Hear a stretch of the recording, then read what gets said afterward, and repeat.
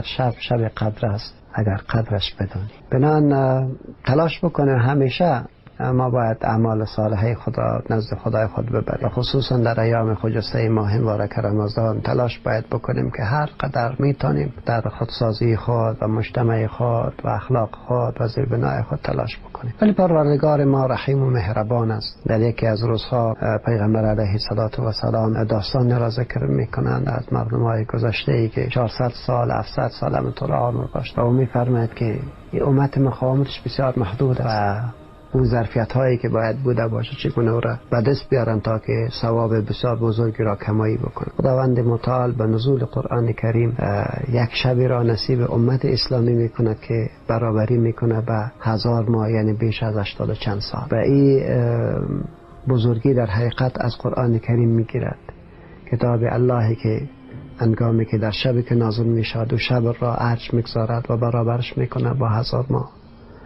و این 1000 هم برای تهدید نیست بلکه برای تأکید است که میتونیم بگویم که شب قدر از میلیون ها سال ارزشمندتر است.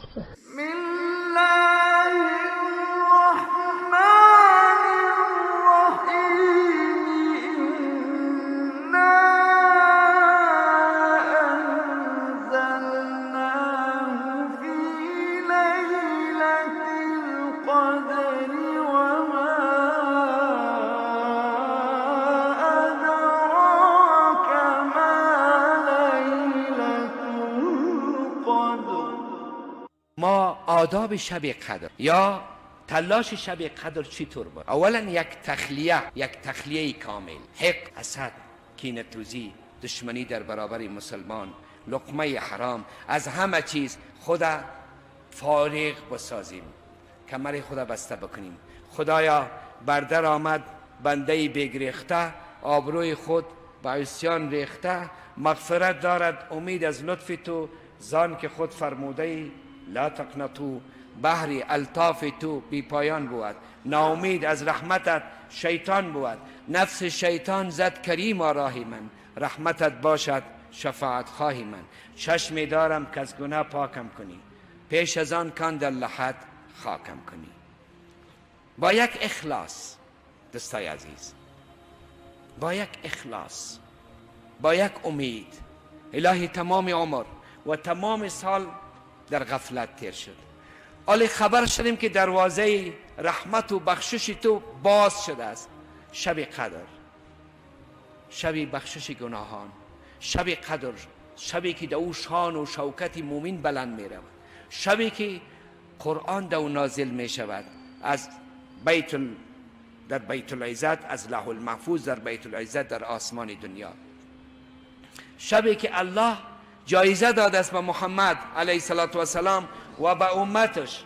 روزی پیغمبر علیه السلام از مجاهدین گذشته یادآور شدند که در امتهای گذشته یک فرد 1000 ماه در راه خداوند جهاد کرد. یاران پیغمبر علیه السلام در مورد دین بسیار حریص بودند.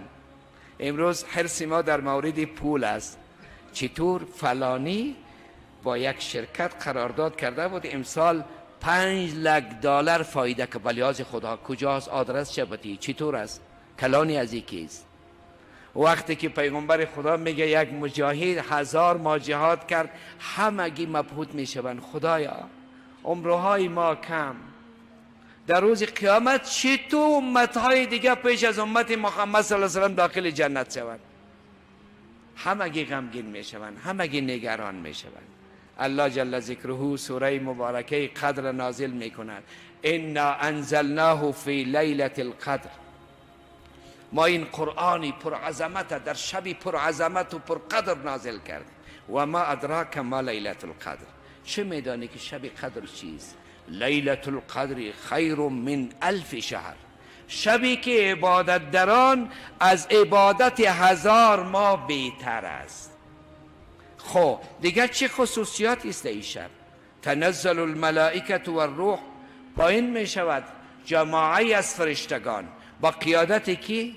روح الامین جبرائیل. سبحان الله، جبرائیلی که به خدمت انبیا می آید، امروز خانه به خانه در خانه های گلی کابلی ها می گرده، افغان ها را می بینه، السلام علیکم، السلام علیکم، السلام علیکم.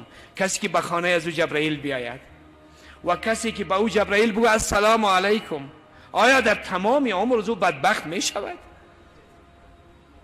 دوستای عزیز، تنزل الملائکه و الروح فیها، پایین می شود گروهی از فرشتگان به قیادت جبرائیل امین در این شب باذن ربهم، به اجازه پروردگار. کارشان چیز؟ فیها باذن ربهم من کل امر، از تمام شؤون، از تمام آنچه که از طرف خداوند برشان خیری که اجازه داده می شود با خود دارند. سلام سلام سلام. سلام از چی وقت تا چی وقت پروردگار؟ سلام هی حتی مطلع الفجر، از غروب آفتاب و آغاز شب تا به طلوع صبح در خدمت امت محمد مصطفی صلی الله علیه. دوستای عزیز، نگذاریم که شیاطین انس و جن خانه ها را اشغال کنند. والله در خانه‌ای که سریال مبتذل می باشد جبرائیل نمی آید، در خانه‌ای که بدبختی باشد نمی آید. خانه ها را پاک بکنیم، توقف بتیم آنچه که مانی داخل شدن جبرائیل امین می شود. این سعادت و نیکبختی با امت محمد مصطفی صلی الله علیه و سلم. این به این معنا نیست دوستای عزیز که حتما باید در شب لیلة القدر ما تمام شب عبادت کنیم. نه، فاتقوا الله ما استطعتم.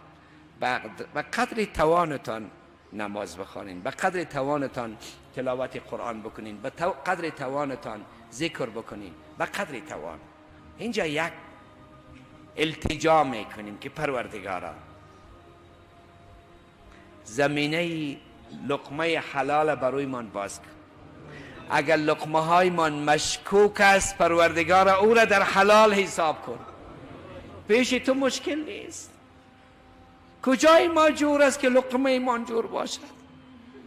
اگر از دروازه عدالت به ما پیش بیایی والله به ضربین در ما چیزی دیده نمیشه. از دروازه لطف و کرمت اگر پیش بیایی همگی انشاءالله جور هستیم. حافظ صاحب می فرماید اگر به عدل بگیری امیدی الطاف است، اگر به عدالت بگیری بدون لطف تیر نمیشیم، اگر به لطف بگیری درون ما صاف است. اگر از دروازه لطفت پیش بیای پاک صاف ستر هستیم. الهی از دروازه لطفت پیش بیا. اگر به حساب و کتاب و به شروط و قیود بگیری یک تم تیر نمیشیم، ولی تو غفور هستی. حضرت مادرمان ام المؤمنین عایشه از پیغمبری بزرگوار علیه السلام پرسیدن که این شب را اگر من احیا میکنم کدام دعا بخوانم؟ فرمودن بگو اللهم انك عفو تحب العفو فاعف عني، اللهم انك عفو تحب العفو فاعف عني. اگر به عربی یادمان نمیاد در پشتو میگیم، در دری میگیم که پروردگارا تو سخت عفو کننده هستی، زیاد بخشنده هستی و عفو دوست داری. ما است عفو میخوایم در برابر گناه ها. یا الله دیر بخون کی، یا الله دیر بخون کی او بخشش استا صفت دی. زد خپل گناهونو په مقابل کې تا نه معذرت او عفو غواړم. خدای دې مې معاف که. دوستای عزیز، انک عفو، اللهم انک عفو تحب العفو فاعف عنی. پیغمبر ما صلی الله علیه و سلم برای ما تشویق میکنه ایامی که غالبا شب قدر در او می باشد، میفرماید که شما او را در اخیر در روزی از رمضان جستجو بکنین. بعد میفرماید که در 10 روز اخیر هم شما در روزهای طاق او را جستجو بکنین که روزهای 23 21 و 23 و 25 و 27 و 29 هست. باز در این ایام طاق هم ترجیح میدهد و تأکید بیشتر میکنه سر 27 ماه مبارک رمضان.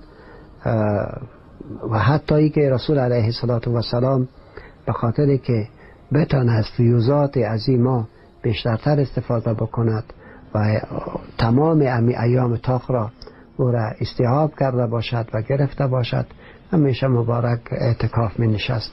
و اعتکاف در حقیقت امو و هدف اساسیش کسب فیوزات لیلة القدر است و امیدوار هستم که ما مسلمان ها هم چی خواهرای ما چی برادرای ما در مجموع کل رمضان را فرصت و اغتنام بدانند، خصوصا ده اخیر رمضان را که پیغمبر علیه السلام استاد می شد، کمر خود را به عبادت بسته می کرد، خانواده خود را از خواب بلند می کرد و همه را دستور می داد که ایستاده شوین و قرآن بخوانین، نماز بگیرین، استغفار بکنین. لیلة القدر خیر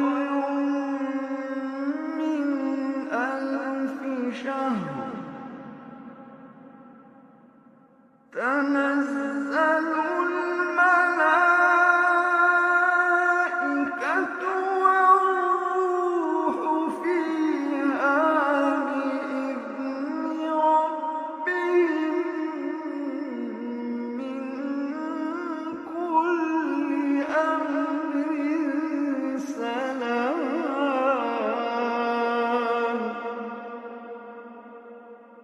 سلام